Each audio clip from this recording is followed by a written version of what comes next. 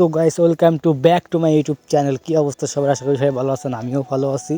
তো হঠাৎ করে 3 ভাইয়ের মাথায় প্ল্যান আসলো যে বারবিকিউ বানাবো। তো মশলাপাতি দিতেছে ঠিক মতো দিয়ে মাখাবে। এখন এখানে সব মশলাপাতি আছে সাজানো, সব এক এক করে দিবে। তো এখানে আমার গুলু গুলু ফুফাতো ভাই কি হাসি দিছে রে।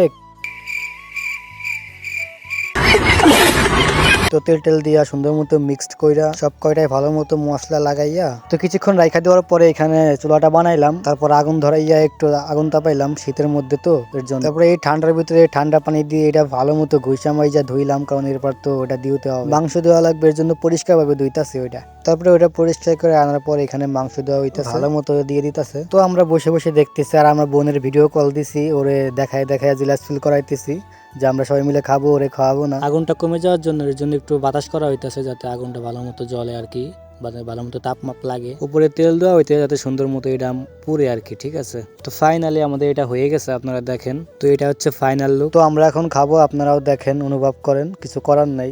আর যারা যারা এইসব এরকম পার্টি করছেন তারা অবশ্যই কমেন্টে পিক দিবেন। সেই স্বাদ। সবাই মিলে আড্ডা দিলাম, খাইলাম। ইউটিউব থেকে দেখলে সাবস্ক্রাইব করবেন আর ফেসবুক থেকে দেখলে ফলো করবেন। ভিডিওটা এখানেই শেষ। আল্লাহ হাফেজ, সবাই ভালো থাকবেন।